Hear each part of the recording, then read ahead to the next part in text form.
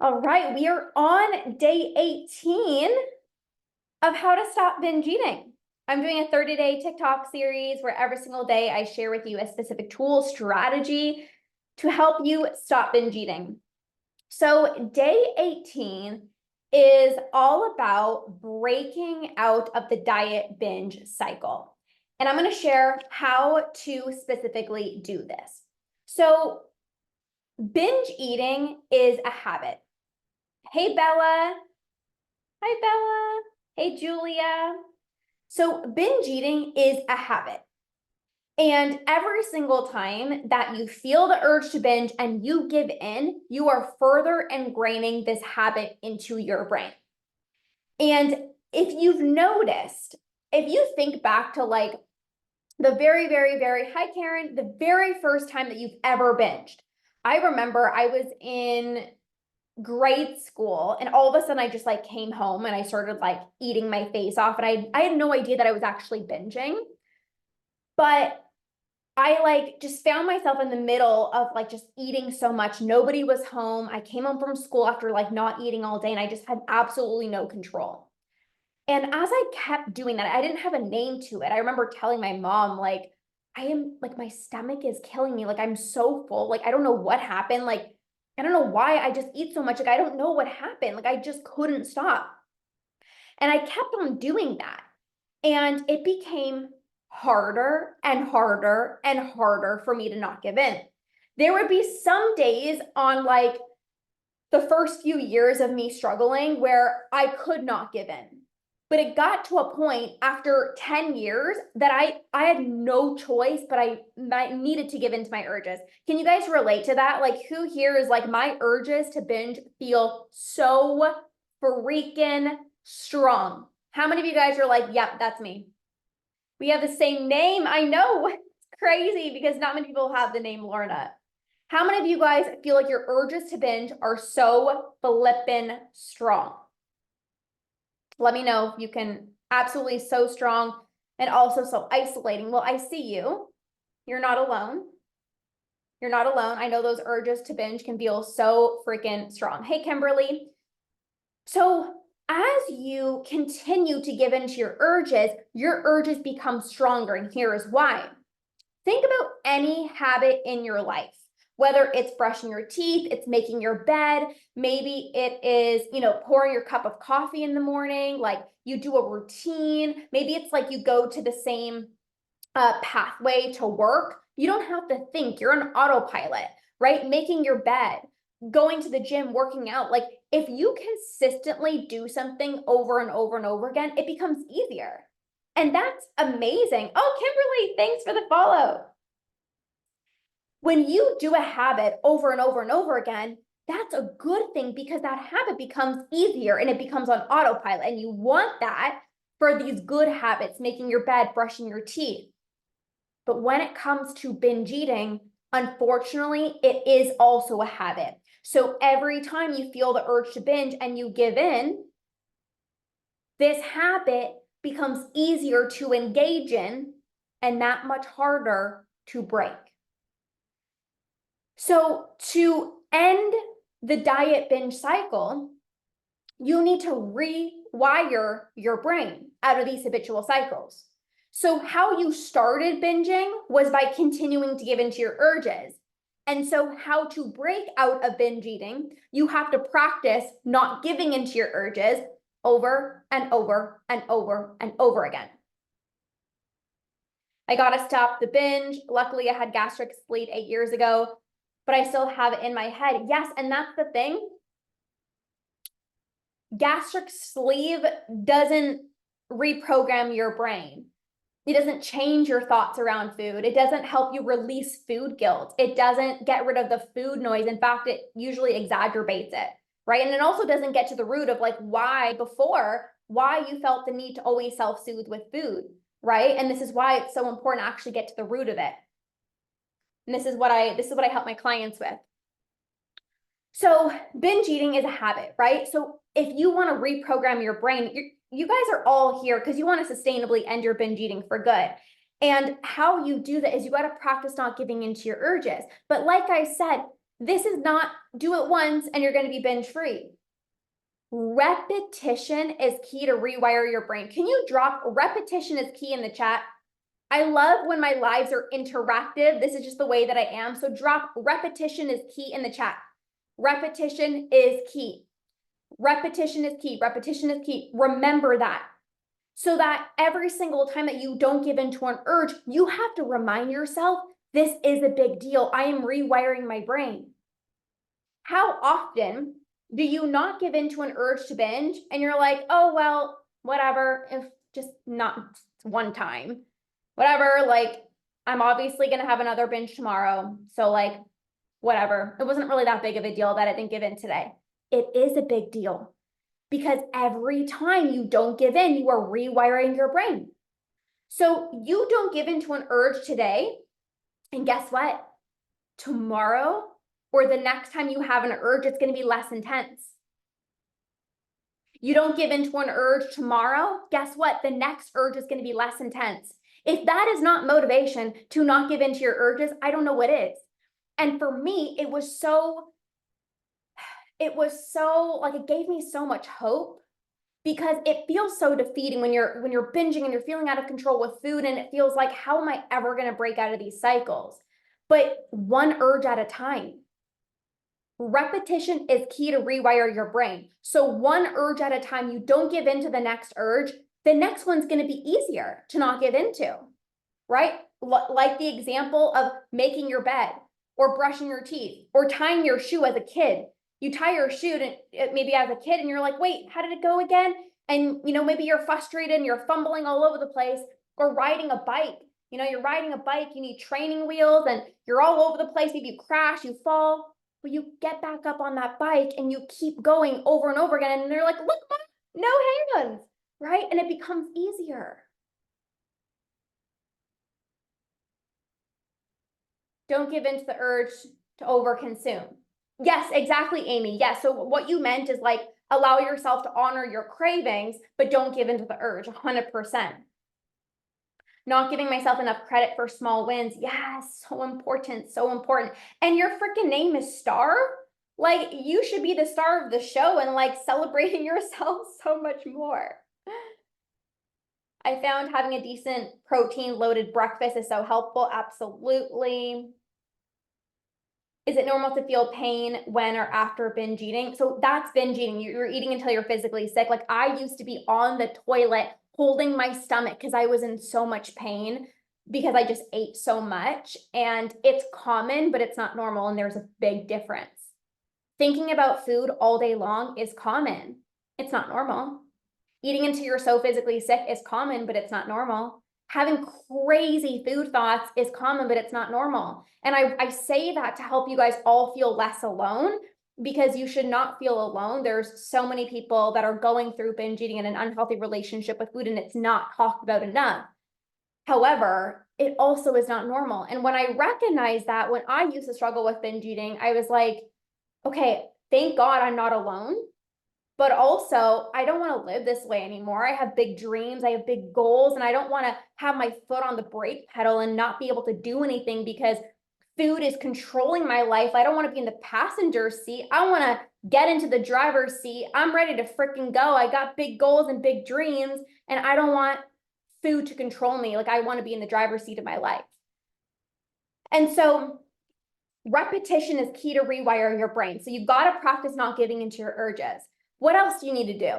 You've got to change your thoughts. So it's very easy to maybe like one day you're feeling confident in your own skin and maybe, you're like, okay, like maybe I don't know, you give yourself a compliment. That might be really, really hard for you. But you can't just speak kindly to yourself once. Repetition is key. So again, changing your thoughts, not just once, not just twice, over and over and over again.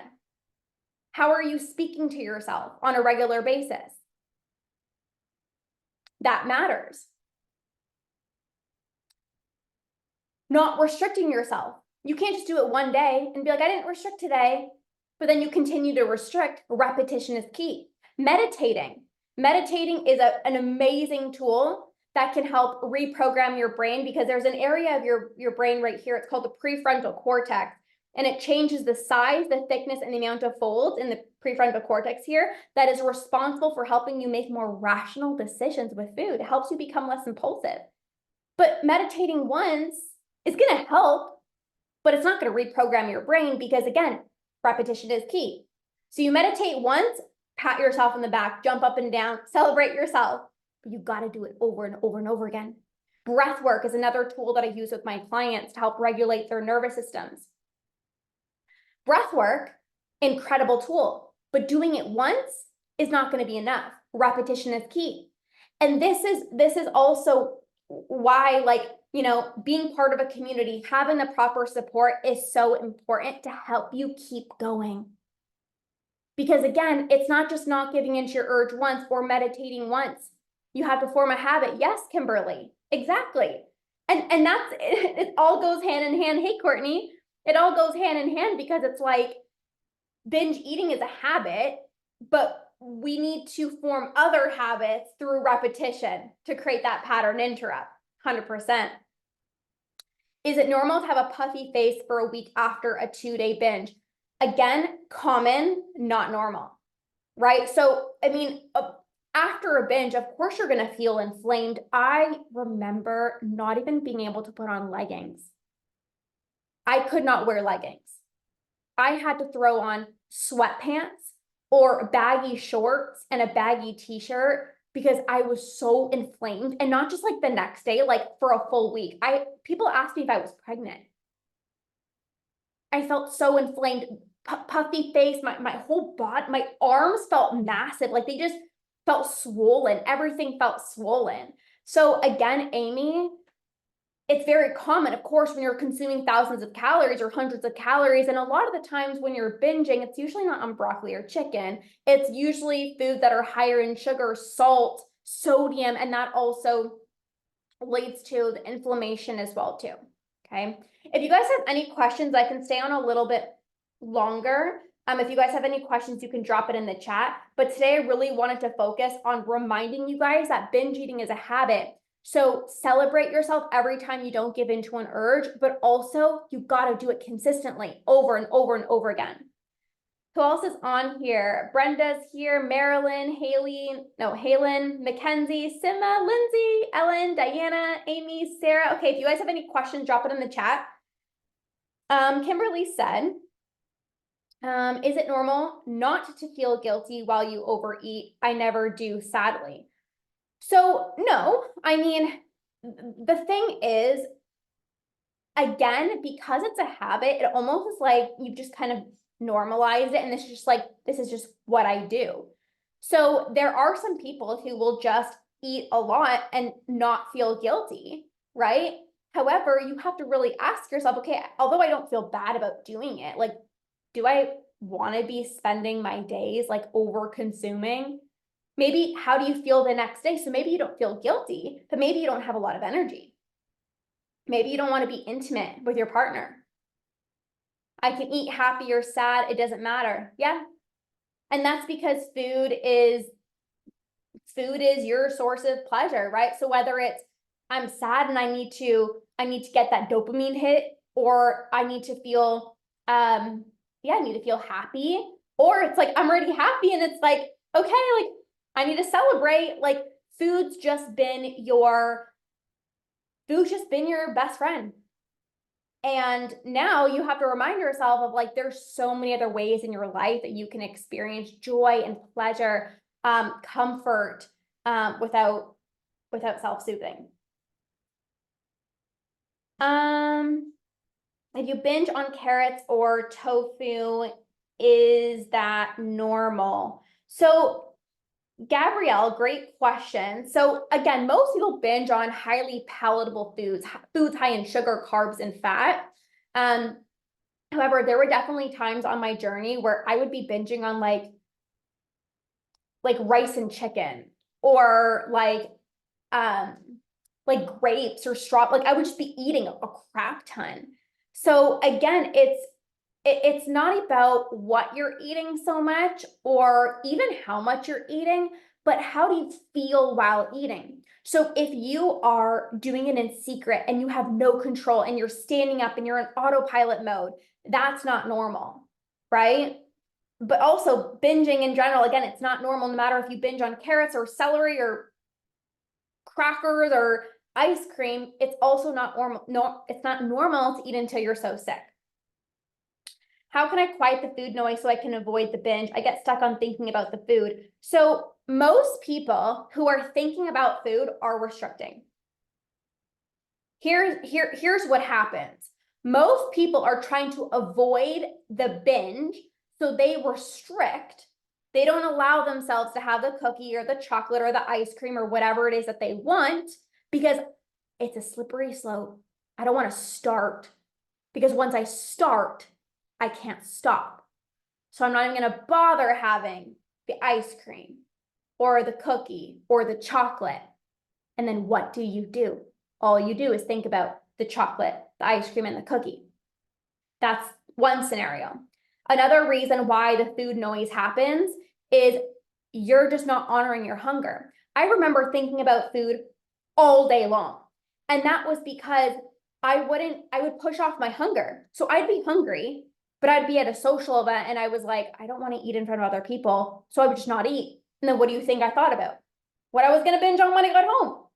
So whether you're not honoring your cravings, you're going to think about food. Whether you are waiting too long to eat. Another one too is if you're following any type of rules. So if you're tracking your calories, if you're telling yourself you can't eat after 7 o'clock, if you're telling yourself only 1 tablespoon of almond butter, or you're not having these satisfying meals, you're going to think about food, right? So let's say, for example, you're craving, let's say you're craving some chocolate and you're like, well, I have to do good, so I'm just going to have some strawberries. So then you have the strawberries and then all you're thinking about is the chocolate. And it would have been so much better. You would have not thought about the chocolate if you just allowed yourself to have the chocolate in the first place. So a few things there, Sarah, that I would really consider. Again, yes, you want to avoid giving into the urges, but don't confuse that with not honoring your cravings. If you're craving something, honor that, right? If you're craving something sweet, honor that. It's more when you're having this like out of body experience and it's like you have to give in right away. That's the urge compared to like, oh, I would love some chocolate. Or you're out for lunch and I really want the sandwich, but I probably shouldn't because of the carbs. No, you want to honor that. Okay. I'm not fussy on what it is either. I'll eat anything as long as it's not carrots. It's a lot of mindset I've learned 100%. This is why I always talk about rewiring your brain. And in fact, I actually have a program coming up starting next week, and it's called Master Your Mind for a Binge-Free Life. And I literally teach you exactly how to master your mind, how to become somebody who believes in your ability to conquer binge eating, how to get out of the all or nothing mentality so that you can have a cookie and move on with your day versus saying, oh, I failed, I messed up, and now I'm just gonna binge for the rest of the day and tomorrow I'm gonna restart. How many of you guys promise yourself tomorrow is gonna be better? How many of you guys promise yourself I'll do better on Monday? I used to be the queen of self-sabotage. I would eat healthy and then I would, somebody would ask me to go out for lunch and I'm like, plans are ruined. Okay, well, might as well go home and binge. And I would eat until I was sick. I'd go into the cupboards and be like, what do I normally not have? And then I would eat all of those foods. And then I would literally just binge until I was physically sick. And then I would try to do better tomorrow. And that was the constant cycle because that doesn't fix your relationship with food. Getting out of the all or nothing mentality will. So if you guys can relate with, having the all or nothing mentality, you've had maybe a few binge-free days here or there, but you want to sustainably end your binge eating, message me on my Instagram. I'll share some details about this program. We start next week. Does binging cause intestinal problems? So my binging caused a lot of digestive issues for me personally when I used to binge. Because if you think about it, when you don't eat and then you consume so many calories, that is so hard on your body. Your body is like, what are you doing to me? It's hard on your metabolism. You have to try to break down that food. And I was even telling my clients, I said, just even breaking down a meal, like a normal size meal, it's a lot for your body to do. So imagine binging and having all those calories. Your body has to work extra harder to break down that food and to digest. And, it causes a lot of gut health issues. So, and that was a huge reason why I wanted to stop my binge eating, because I didn't want to just not be thinking about food, but I wanted to live a healthy life. I wanted to have lots of energy. I wanted to have good gut health. I wanted to take really good care of myself. And binging was just exacerbating a lot of other issues. Is your name the same on Instagram? Kimberly, yes, it is. I'd love to hear from you. I know you just started following me. Beauty influencer, Kimberly in the house. I love it. Okay. What is it that I just want to eat, but I don't have feelings for any particular food? Okay, so if you are wanting to eat, but you don't have a specific, I want this or I want that, that is boredom, that is habitual. So if you're sitting here, great question, Dita. So if you're sitting here and you're like, oh, I would really love, I don't know, some crackers and dip or some chips and dip, whatever it is, that's a craving because it's very specific and it's particular. If you're sitting here and you're just like finding yourself like thinking about food, maybe you walk to the pantry, you open up the pantry, you close the pantry, you sit back down, and then you still think about what you want, and then you go back and there's not really anything you're wanting. You're not wanting food. It's boredom. You're trying to fill the void. And so many people can't sit with themselves. So many people can't sit with themselves while they're watching TV, so I have to eat. So many people can't sit with themselves because this is uncomfortable. I gotta fill this uncomfortability and I'm just gonna eat to self-soothe. So Dita, if you're not having any feelings or cravings for a particular food, you're not actually hungry for food. You might be hungry for, there's so many other basic human needs: comfort, relaxation, other sources of joy, other sources of pleasure. So I would really ask yourself, like, what do I actually want? Clearly, there's nothing that I really want, so I'm not wanting food. And if you would know if you're hungry. So I'm just bored right now. I'm just wanting to fill this void right now. Can I sit in a little bit of this discomfort, knowing that I'm safe to do so? Good questions. Okay, any other questions before I pop off? We got Diana on. Lindsay, do you have any questions, Lindsay? Alex, Lisa, Maritza, Marilyn, Dita, hopefully that was helpful. It makes sense. I really appreciate it. Thank you so much. You are so welcome, Dita. How to fill the void? Well, the first thing is, the way that I tell my clients is, you want to start adding in more joy and more pleasure into your life so that your life is so filled with joy that you don't need to turn to a false sense of pleasure through food. So when your life is not filled with joy because you're binging and you're isolating yourself and you're staying at home, it's like when you're sitting in feelings of discomfort, you need pleasure somehow. And if you're not getting it through other sources in your life, it's 2 seconds, you get a dopamine hit, right? 2 seconds, you get a boost of dopamine. So to fill the void, I would say you need to start adding in more joy and pleasure in your life, but also reminding yourself that you don't need to be doing something all the time. And I talk a lot about this with my clients, about healing your relationship with rest. So when you have a hard time sitting in the nothingness, you go and you distract and you stay busy and you do this and you do this and you do this and you do this. because it's like, I can't sit with myself. So I need to always be doing something. But there is something so beautiful about allowing yourself to just slow down and relax. But so many people feel uncomfortable with that. And then it's like, I need to always be doing something. So you're either going to go and eat, or you're going to people please and do everything for other people and put yourself last. So then the only thing that you have capacity for is to eat. So let me know if that makes sense, Maritza. Adding more joy, adding more pleasure into your life, but also being okay with just not doing anything. Being okay with sitting there and watching TV without needing to eat something, right? And again, that will happen the more joy and pleasure you have in your life.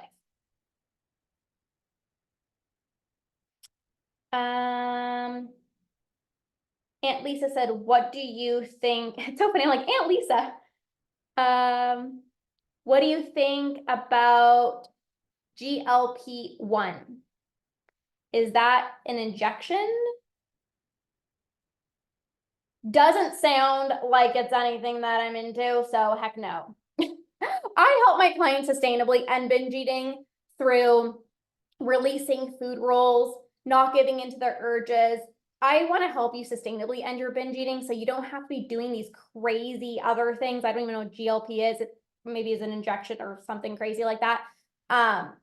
No, let's just not do that. Let's just not do that. Okay.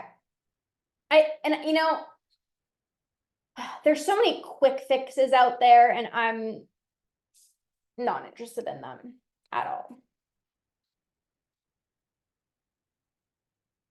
Hey, Jessica. Okay, any other questions? Any other questions, you guys? By the way, if you haven't yet listened to the podcast, check out the podcast, the Ditch Decade Diets podcast. I'm also doing a giveaway on Sunday for anyone who leaves a rating and a review on the podcast, and you take a screenshot and you message it to me. I'm choosing 2 people to win a masterclass bundle with me. And all of these trainings are how to rewire your brain, how to stop eating when you're full, and how to transition yourself out of binge eating. I've already given away it to 4 people, and I'm choosing 2 more people on Sunday. So if you rate and review the podcast, take a little screenshot and message it to me, your name will be entered into the giveaway, and you'll have a chance to win. This is like 4 hours of trainings on how to stop binge eating completely for free. So I'll be choosing those 2 winners on Sunday. Hey, Hannah. Okay, when I eat healthy and include protein in my meals, I'm still eating and I can't stop. So this is the thing, eating healthy is amazing, but it's the intention behind it. So by the way, Lisa, let me know if that answered your question, or if you want to share more about what it is. I didn't want to feel like I was dismissing your question. If you want to let me know specifically what it is, I can share my honest feedback on it, but I'm just assuming that it's like an injection or something like that. But let me know. I see you. Okay. Okay, back to this question of when I eat healthy, I'm still eating and I can't stop. So again, eating healthy is incredible.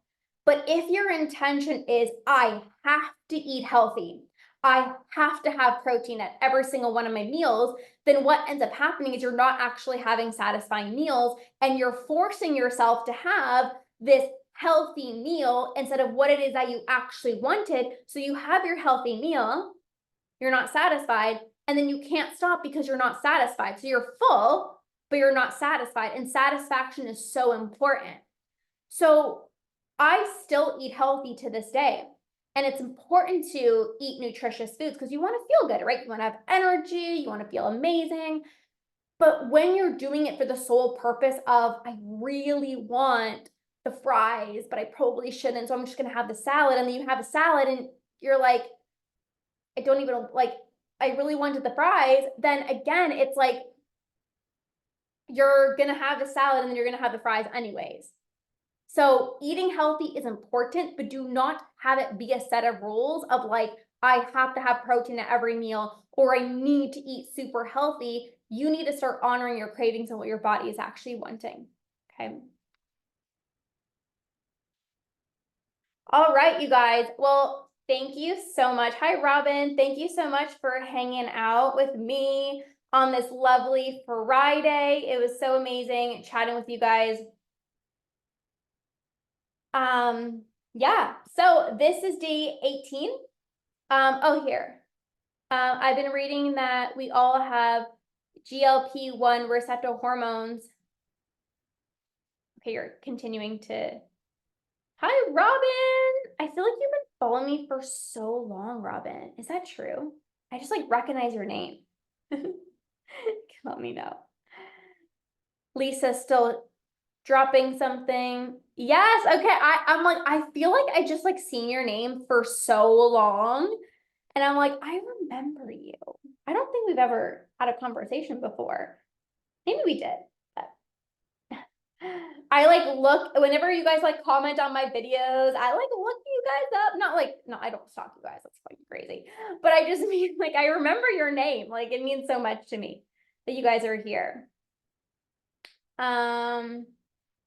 Okay, so Lisa said basically it's like a hormone. Well, again, like you don't have to go to extremes. Like you don't have to do any crazy things. Like to stop your binge eating, you need to release your food rules. You got to release the guilt. You need to honor your cravings. You got to practice not giving into your urges. Like this is what it is required to stop binge eating. You don't have to do anything extreme. I learned so much from your post. Amazing. I just keep eating even though I'm full. It's like I'm always thinking about my next meal. Yes, Shira, I just spoke about this. And again, it's like if you're not satisfied, you will feel full and you'll continue eating because you're not satisfied. So you guys need to practice satisfaction. I don't know what day it was that I talked about satisfaction on my page. I'm doing this 30-day TikTok series. So if you go back to my page, and you'll see like day 1, day 2, day 3, I talk about satisfaction. But if you want to be able to stop eating when you're full, you need to have more satisfying meals. If you want to stop thinking about your next meal, you actually need to feel satisfied. Like if you eat a meal and you didn't really enjoy it, you're going to be like, when's my next meal? And you're going to be fantasizing about it versus having something that you actually enjoy, then you can just move on with your day. So really make that a goal of yours, Shira. You're welcome, Marilyn. Thanks for coming on. All right, you guys will have an amazing rest of your day. I'll be back tomorrow for another live stream. Go check out the podcast, the Ditch Decade Diets podcast. Enter the giveaway. If you guys are interested in winning a 3-part masterclass with me on how to rewire your brain, on how to stop eating when you're full, and how to transition yourself out of binge eating. I'm choosing 2 winners on Sunday. So just rate and review the podcast, take a screenshot, message it to me on my Instagram, and your name will be entered to win. All right, you guys, have an amazing rest of your day, and we'll see you guys soon. Bye.